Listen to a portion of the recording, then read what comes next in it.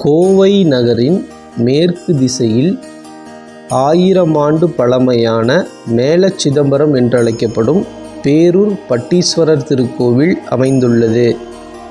இந்த திருக்கோவிலின் 5 அதிசயங்களை அறிந்த திப்பு சுல்தான் மன்னன் ஒரு மார்கழி மாதத்தின் திருவாதிரை நட்சத்திர நாளன்று இந்த திருக்கோவிலுக்கு வருகை தந்தான்.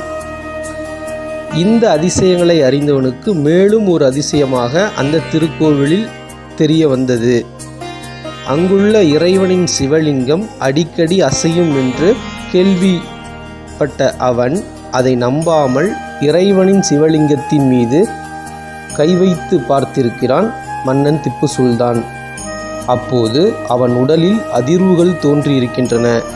நெருப்பின் மீது கை வைப்பது போல உணர்ந்து துடித்திருக்கிறான்.